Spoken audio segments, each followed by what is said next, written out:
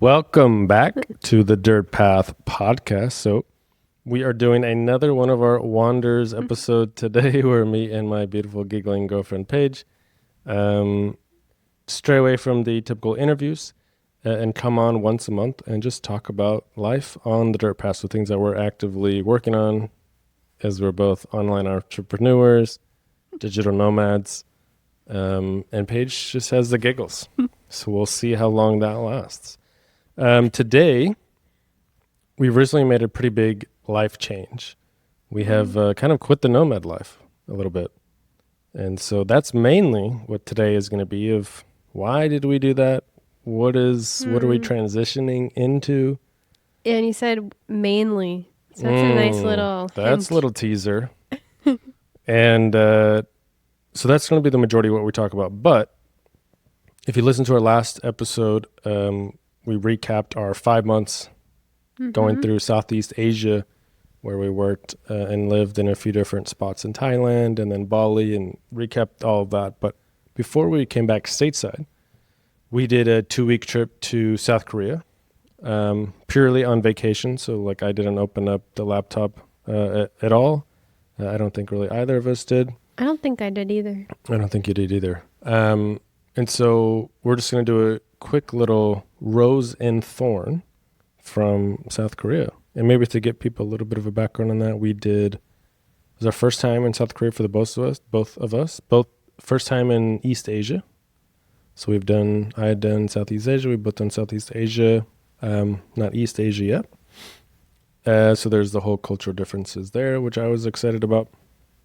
But we did, I think it was 3 nights in Seoul, the big city when we got there, about a week in the Jeju Island, and we did the east and then the west, 3 and 4 nights, and then we did about 4 nights in Busan, where we met up with some of our other digital nomad friends and stuff there. I think first context of people being curious of why South Korea.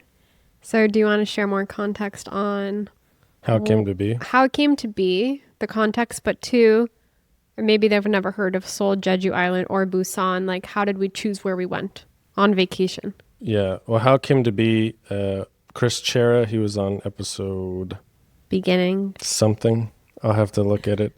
We call him Cupid Chris because he's the reason that we are together.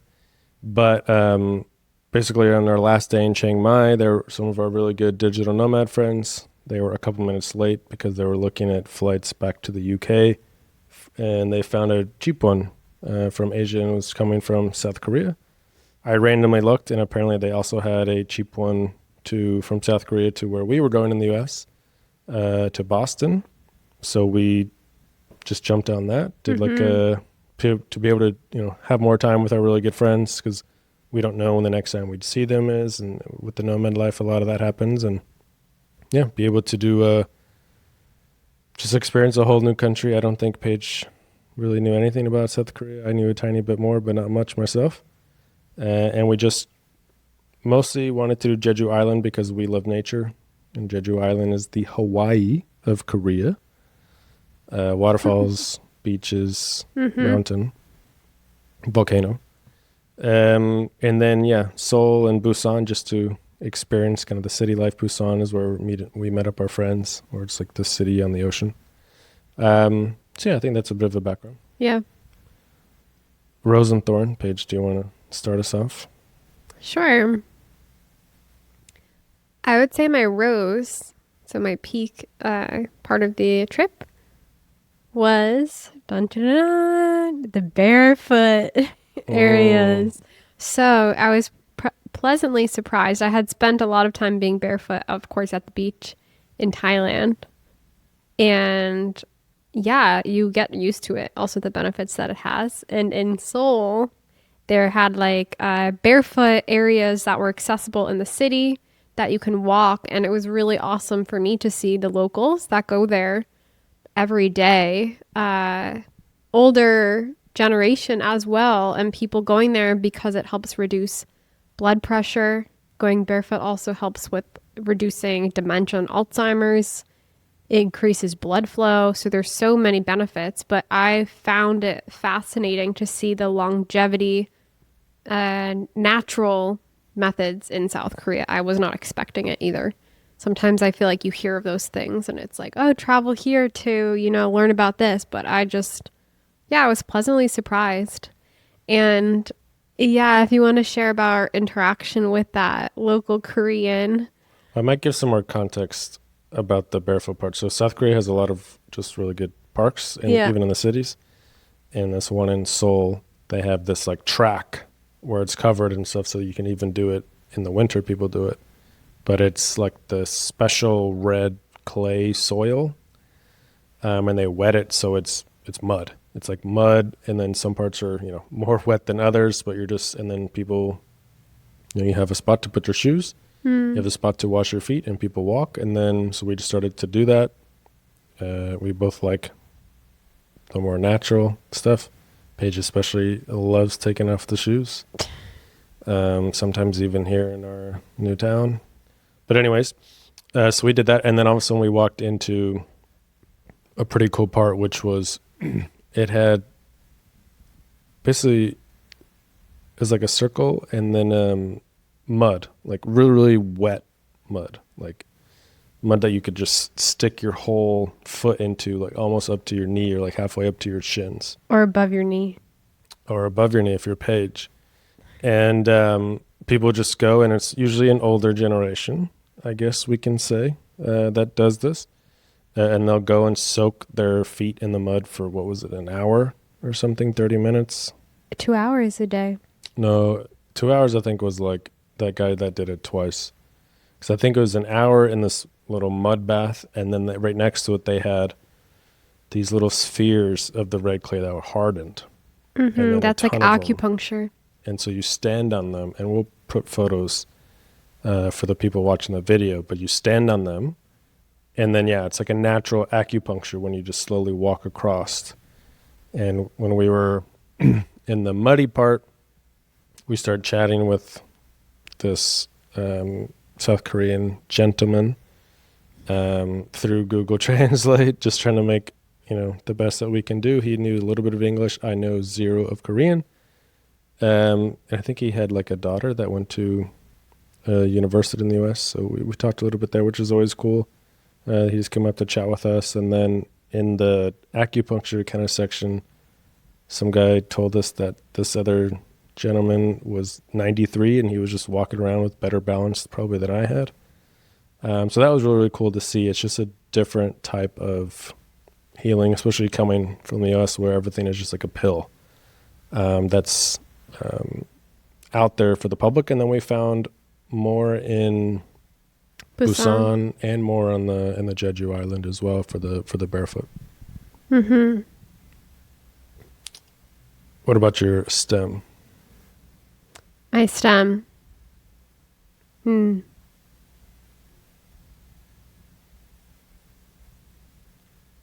fresh seafood. I would put that up there. It's a really good octopus dish that you found. And they're known for the seafood too there. So I would say the food. Mm-hmm.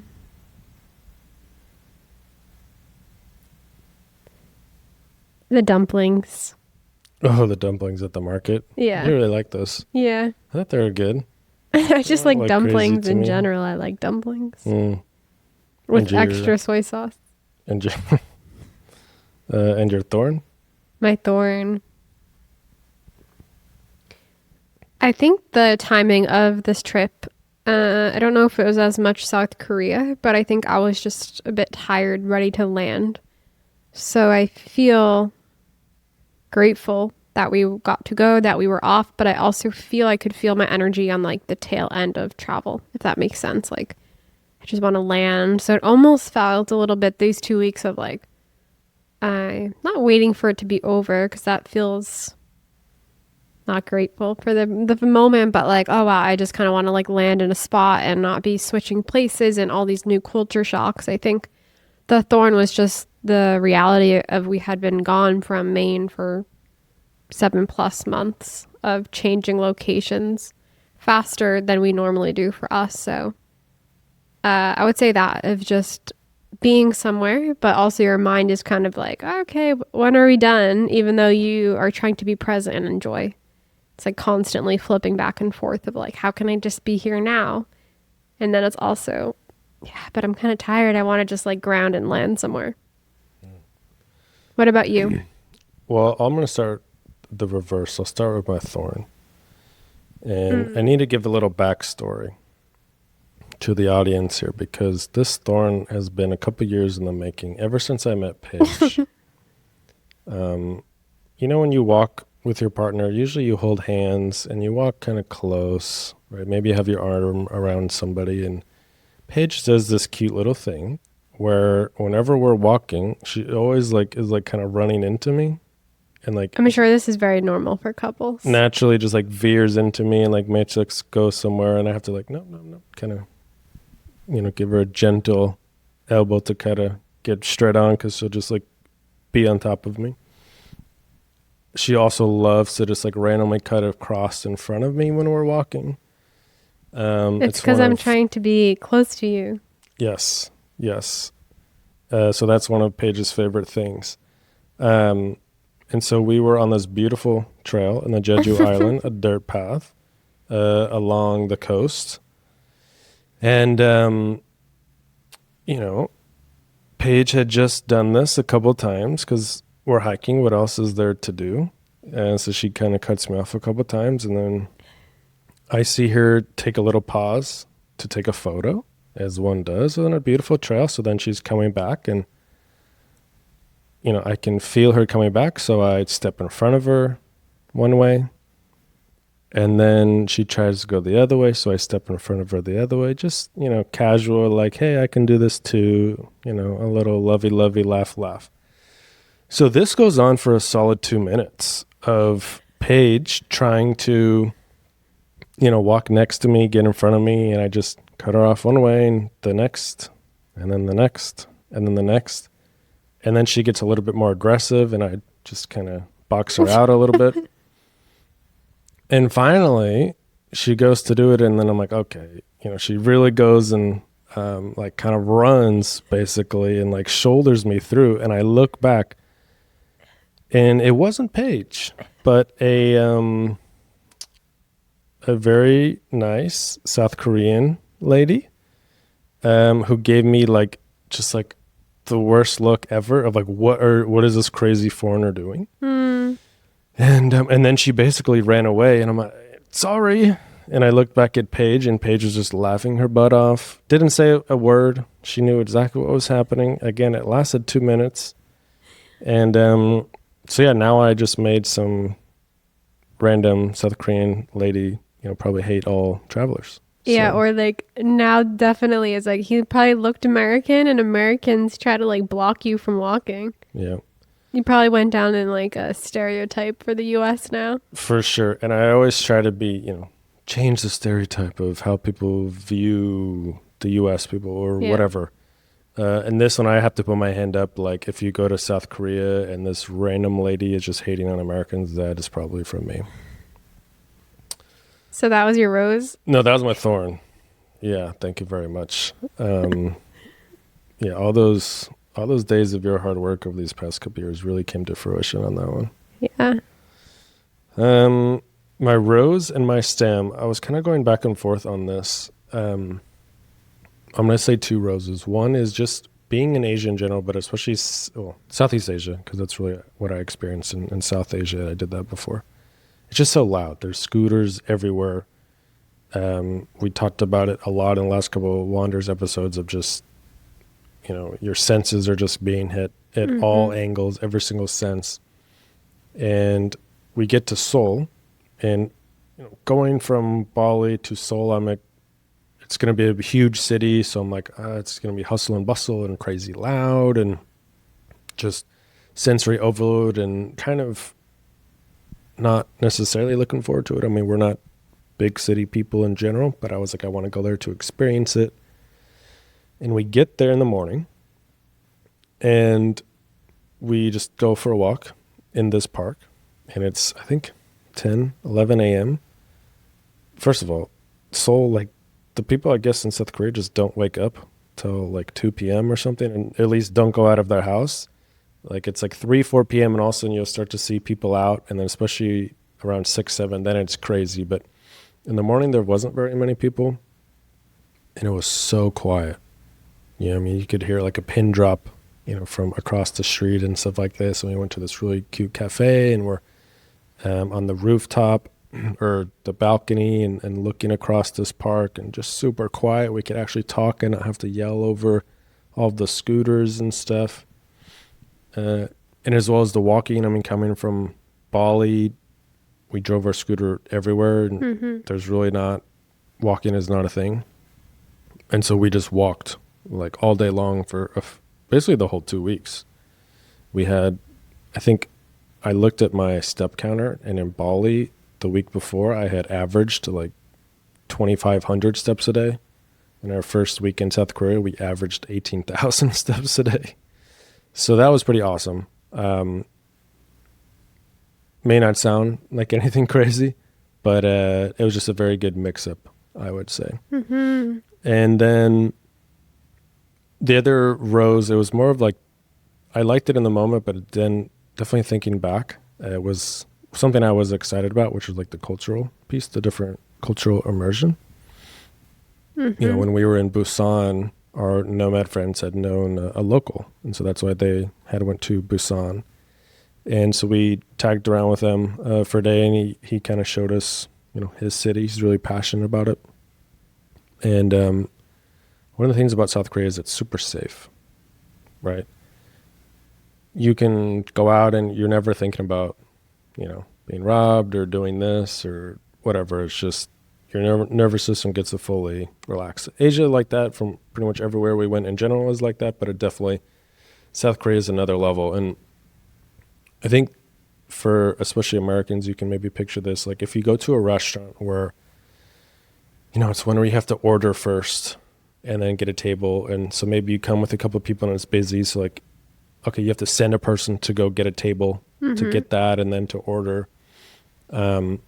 So it was one of those, that's pretty common. Like you go get a table and then you, in South Korea, and then you get like a number and then you go order.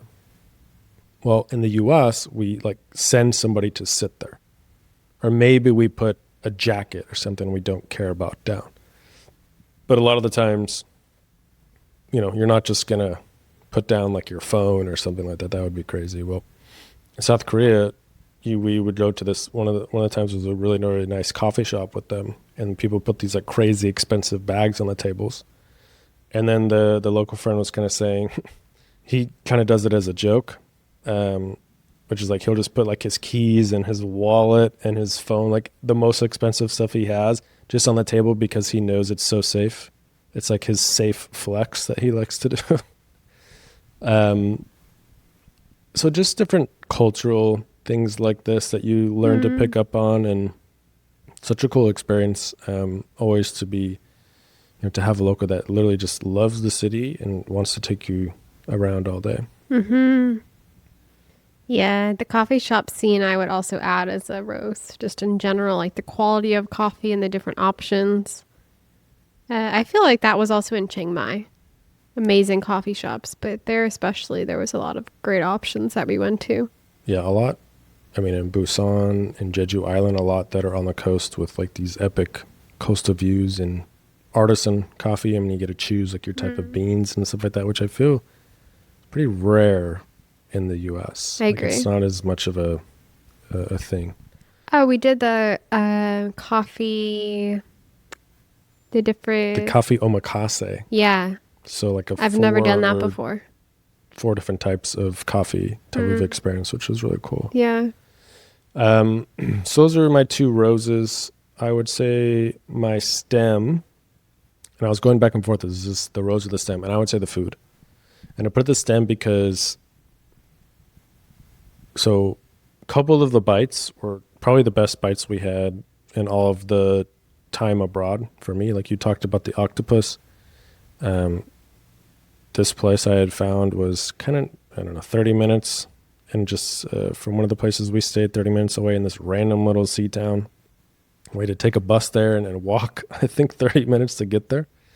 So you're really going off like, oh, okay, this better be good. But it was one of those places that only had 2 things on the menu, and it was just how much of each thing, or which one do you want, and how big. And so I always am like, okay, if a place can do this, they must be pretty legit. It also really reminded me of a place I went to in Madeira, Portugal, with my dad, where it was just stir-fried octopus. And so that's the You're making me specialty, want it now. I know, of this place, where it was stir-fried octopus with the gochujang sauce, and it was sticky and sweet but spicy with fresh basil and noodles. Oh my God. Incredible. Chopsticks. Yes, of course, chopsticks. The best thing definitely that we had. Yeah, probably in like the last long time for me. And we had a lot of other really cool bites, really good bites. We had like a seafood ramen on Udo Island. We did like a day trip over there. Lots of really, really good stuff. But I would put it as STEM, and it was also cool. I would tie that into the cultural part, is like South Korea is such a, all the restaurants have like something that you almost like need to know ahead of time. And what I mean is, most people have heard of Korean barbecue. A lot of that you cook yourself. So Yeah. if you don't know what you're doing, like there's kind of an order and what people do there. Mm-hmm. You can find some that cook for you, but there's other ones that, like we went to a tteokbokki restaurant, which is almost like a hot pot. Like you have to make your own sauce, and then you put stuff in there, and a lot of different stuff like you're just doing. Like What is tteokbokki? tteokbokki? That's when they make these like thick noodle type things with sticky rice, like glutinous sticky rice. Super, super good. But Tasted to me like gnocchi. kind of. Well, we did have a sweet potato one. Yeah, it was And good. so that was, yeah, that pretty much was gnocchi, just in that shape. And so that was cool. I would say, especially because we were in like the smaller towns and Jeju Island and stuff, just not a ton of diversity in what you can get when you're like that. And so Paige didn't necessarily love having like kimchi every single meal every single day. It's good. Which it's interesting because I love kimchi, but when you eat kimchi for every meal, For 2 weeks straight. three suddenly times you a don't day. want kimchi for breakfast, lunch, and dinner Yeah. every day. I don't know why. And I'm not a big fried food girly, so I can only have Korean fried chicken so many times that it was special. But then I was like, okay, Yeah. I'm kimchi'd out and I'm fried chickened out. Hmm. But yeah, the food, I think, especially in the big cities, it's incredible. Jeju is just a little bit more, less that you have options. And we didn't have a car. We were just walking to a lot of stuff. But so close to being a rose that one moment was the rose, but overall it was the stem, I would say. Yeah, that makes sense. I agree. I think the food, especially for certain people listening, if you're considering, like if you're a picky food eater, I think that's a really big deal when you go to travel somewhere to think about the cuisine. Because in America, I feel we have access to anything that's like, quote, normal food for us. But if you book a trip somewhere to go travel or to go work remotely and then you can't eat anything, you're going to feel really upset. Yeah, I think Paige's favorite meal is we went to breakfast in a local spot and we did sea snail handmade noodle soup and sea snail seafood pancake. So you actually, you liked it.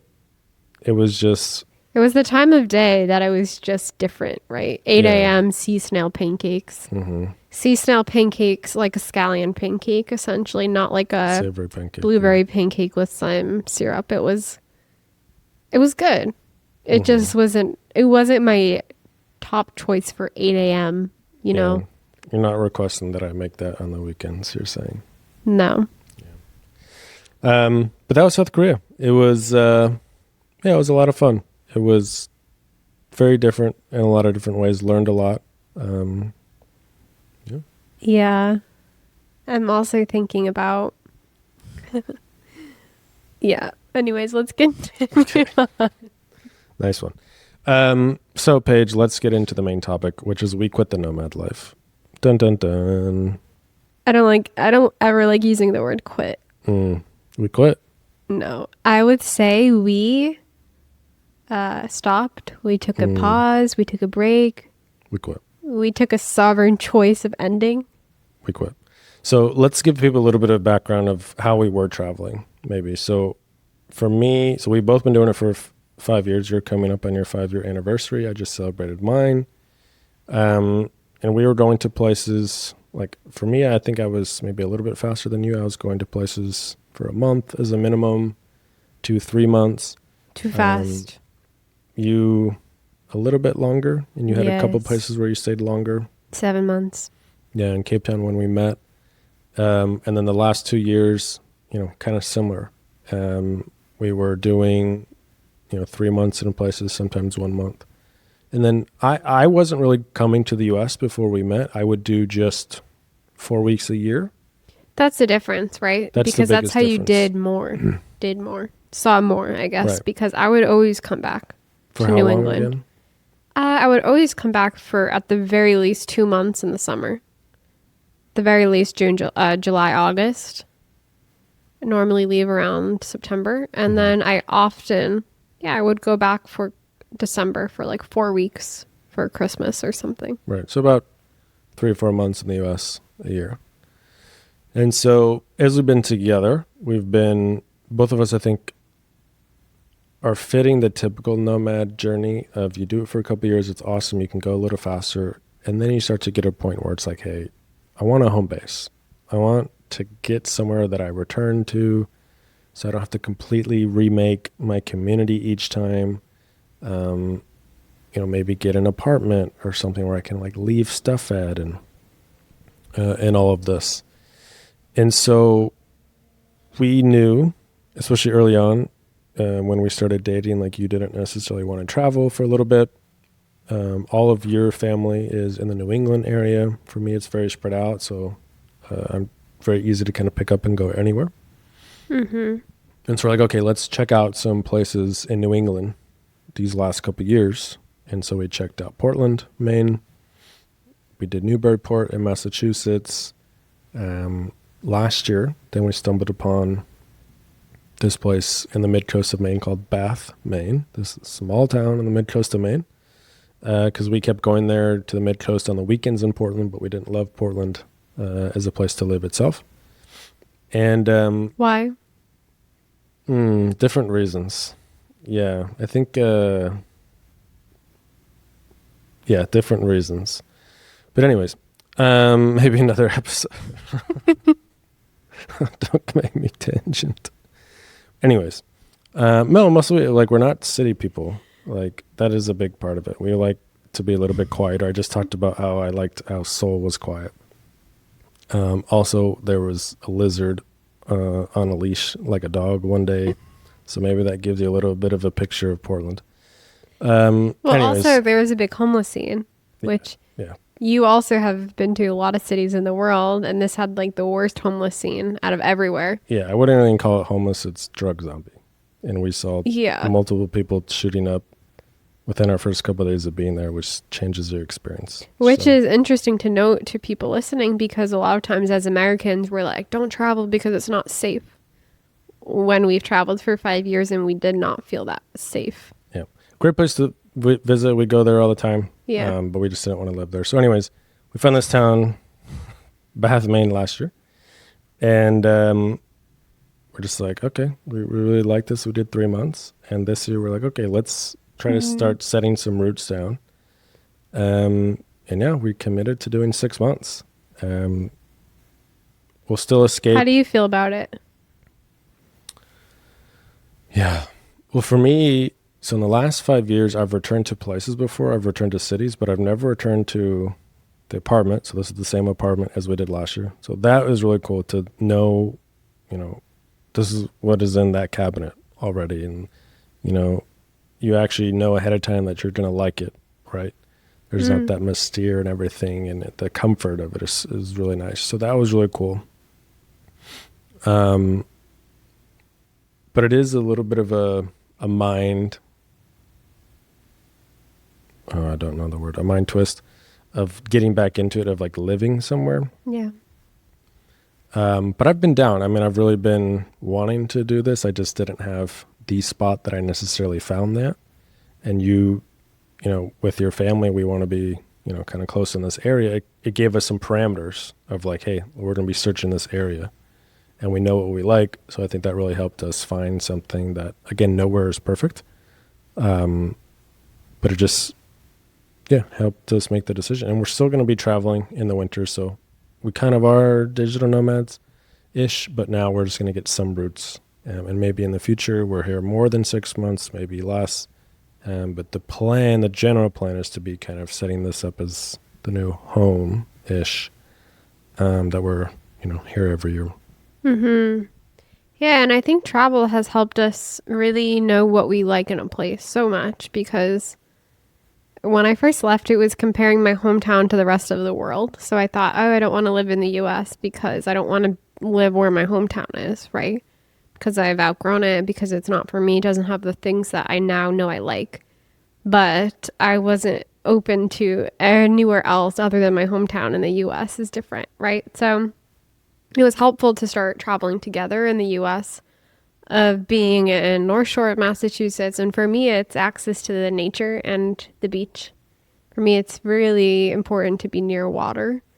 Also, the walkability was a huge factor. Yeah, so we can just get into why Bath Yeah. itself. So the access to nature, like you said, the Yeah. walkability, keep going. The walkability, because a lot of spots, like I remember when I would go back and I'd be home for the summer in my hometown, and I would be like, oh, I want to go walk somewhere because I like walking to something, right? It would be like stares at me, like so many people staring out of their car, like, does she need a ride? Did she break down?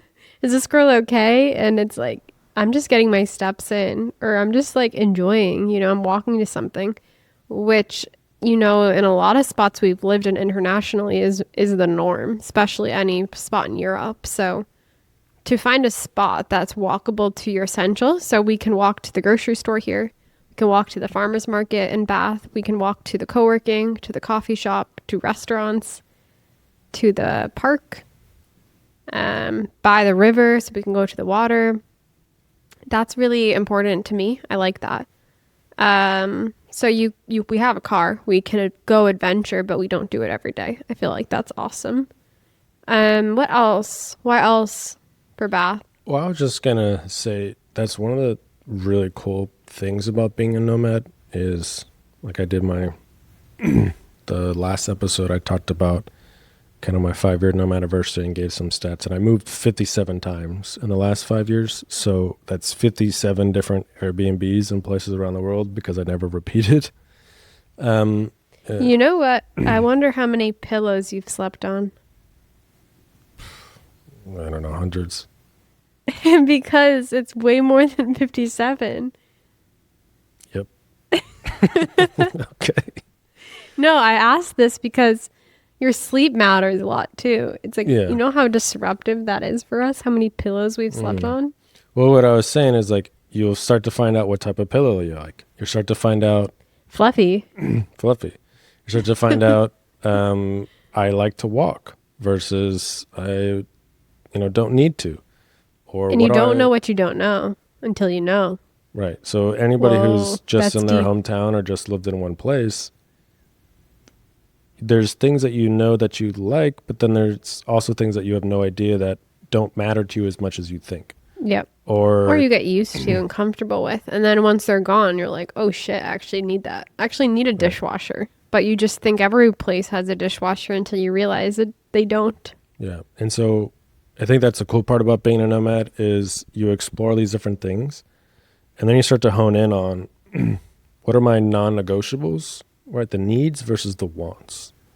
And for a while that's, you mix up the two until you go to a place that you think, it has your true want that you think is a need. Yeah. It doesn't have a need, and then those get flipped. Which I feel we felt, which we knew, but we felt in Bali a lot because it's not walkable.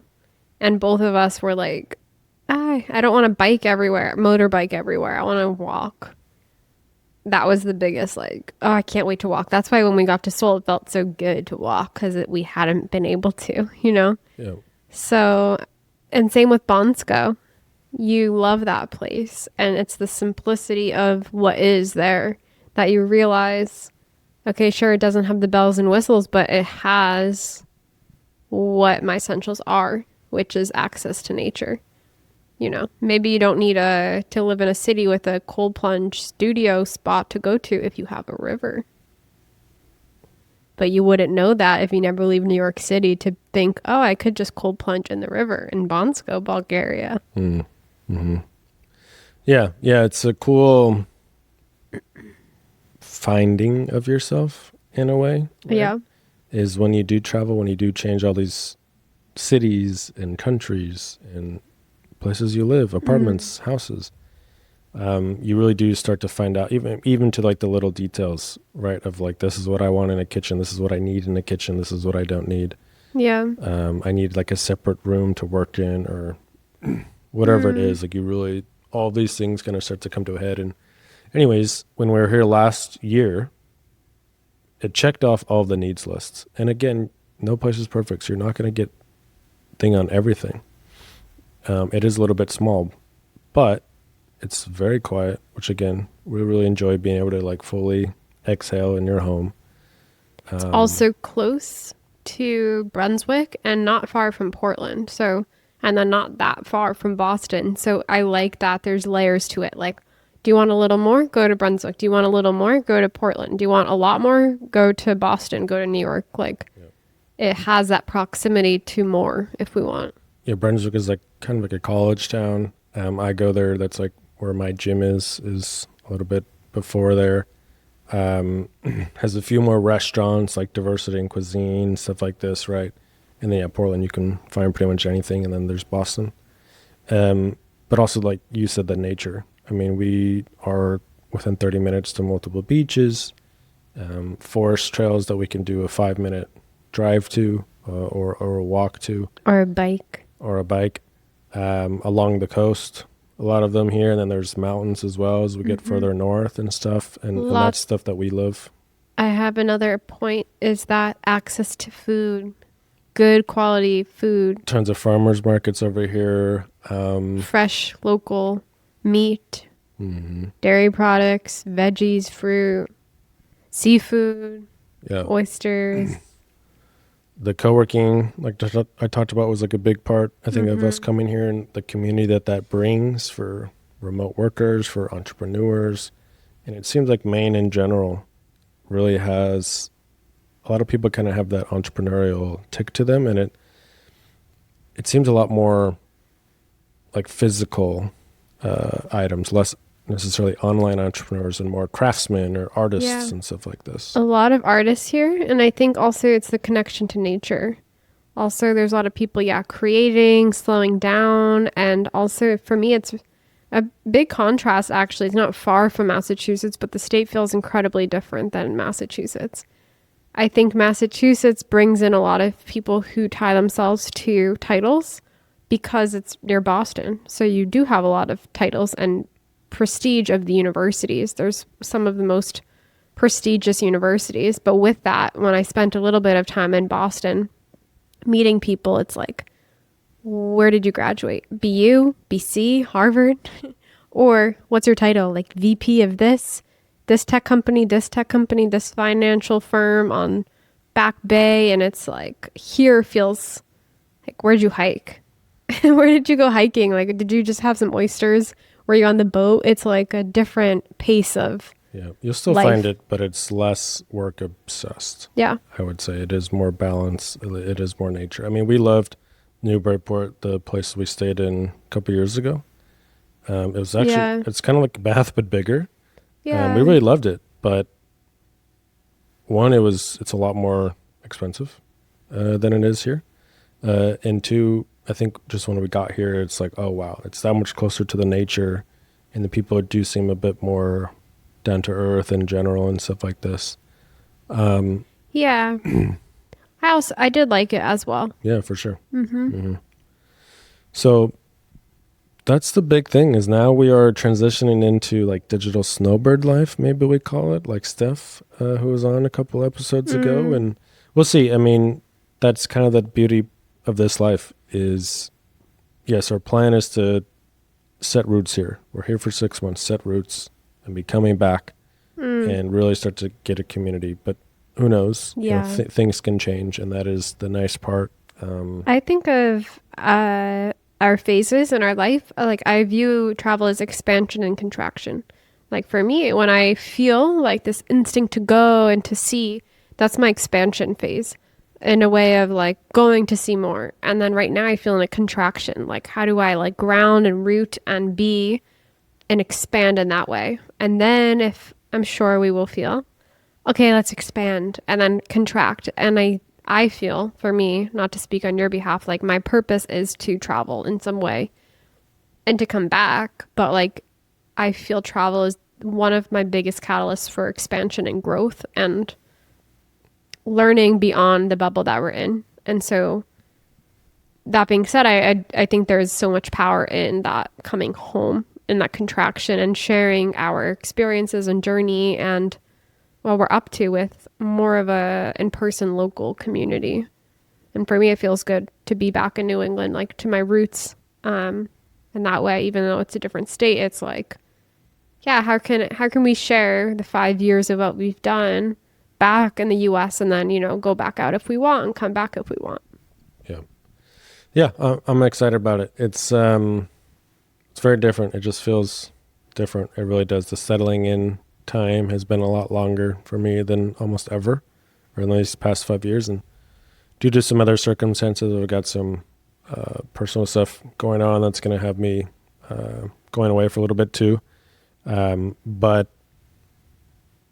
it's just been a weird telling people like, oh, we live here now, instead of just like, oh, we're here for a month or a couple months. It's no, this is going to be our new home base, and putting more of an effort to meet even more people, seeing what type of events maybe we could start, and being just open to a lot more things like that, because I think we talked about it in one of the Wanderers episodes, but so often when you're in a place for a couple months or just a month, you don't want to necessarily put too many roots down, because the more roots down you put, the more painful it is when you have to, be yanked out and plopped into your next spot. So I'm really looking forward to doing that, and more in-person stuff.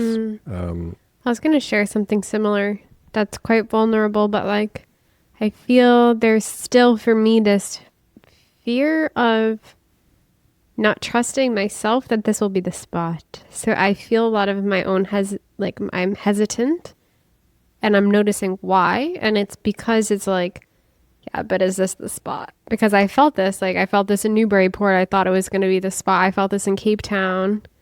I felt it some other places that I've lived in. And so it's also like, I am planning on doing in-person events, but also I think subconsciously it's this fear of, yeah, but like I'm a nomadic gypsy soul. Or like, will I actually make this our base? So yeah, that's like the vulnerable piece of, I think a lot of nomads feel. It's like, is this actually the spot? Yeah, because it's easy to at least tell yourself like, oh, there's a better spot still out there. And maybe there could be, but if you're searching your whole life, at some point you want to say, hey, this is great. Like these little tiny things, how much of a difference do they make, especially if we're going to be traveling, the things maybe that we might miss from here on the other 6 months a year, we can dive into that. That's a cool part of how we're trying to set up the life. And but you do constantly kind of second guess a little bit. It's a weird transition. You also feel when you've been going and going and going and going, like when I first got here, I went through like a dopamine detox in a way, because there's so much stimulus and newness, and you meet like tons of new people a day. Then you come here, your system goes like you come back and it's like, your mind is happy. Like I know I'm telling myself I'm happy I'm here, but your body is going through all of these like physical adjustments and changes. So it's important to just give yourself grace, because you don't know what's internally shifting and happening. But overall, really excited that we made this decision. I think we both wanted it. I think we needed it to really be in one place for a long time, kind of go through all different sorts of life and emotions and everything here. Not be worried about the next spot so soon, and just see what it brings us for ourselves, for our businesses, for everything. I'm super excited that we made the decision and that we're here. Yeah. So if you're listening and you're on the mid coast of Maine, hit us up. And Grayson's going to still be doing in-person episodes, likely. Yes. So for the future for the Dirt Path, it will look a little bit different than maybe some of the previous episodes, because the previous episodes, a lot of the people, not all, but a lot have been also digital nomads, more nomadic. And maybe we can find some U.S. nomads and stuff here, but I'm still going to be doing it in person. And so I think the majority is going to be shifting a little bit more onto the dirt path of entrepreneurs and stuff like this. But also, artists and maybe musicians, all different types of people on the dirt path that I'm really excited to talk to and to really get more ingrained in the community here in the greater New England. Maybe we'll do some trips, to Vermont for a day and talk with some people there while we're there. So I'm really excited to kind of see what continuing the podcast brings while we're here. And then when we get back to traveling, I kind of see this being just different setups, right? Like when we're traveling, it is probably going to be more digital nomads and a lifestyle piece. And maybe when we're here, it's more entrepreneurs and things like this, because that's just what's around. And so we'll see how it goes. I would love for you to have an oyster farmer come on. Be sweet. That's what I'm manifesting for you. Okay. That's a dirt path. The cool thing is that there is our own awareness of our dirt path, and then there's other people who have dirt paths very different than even our dirt path. So you can see that firsthand. A farmer, people just doing things in a non-conventional way, and whatever that means to them. Right. I'm excited for it. Yeah. Well, awesome. Anything else you want to share before we close out? Wow. I have the mic. Don't make me regret this. No, I hope everyone has a beautiful day. Okay. All right. Thanks for listening, everybody. Make sure to follow us wherever you listen, on Spotify and YouTube. You can find the video. Give us a 5-star on Apple, on Spotify, subscribe on YouTube, and share, an episode with a friend. That always does a lot too, to grow the audience. And I'm excited to kind of keep doing these. So it'll be fun. Yeah. Thank you. Thanks, everyone. Thank you, guys. See you next time on the Dirt Path. I saw the exit sign flash by, a whisper in the breeze said, take a chance, don't wonder why, just follow where it leads. Oh, the dirt path, it ain't easy, no map to guide the way. Slow and hard, sometimes uneasy, you stumble through the clay. No signs to tell you where you're bound, no traffic to obey. But every step on broken ground builds something great someday.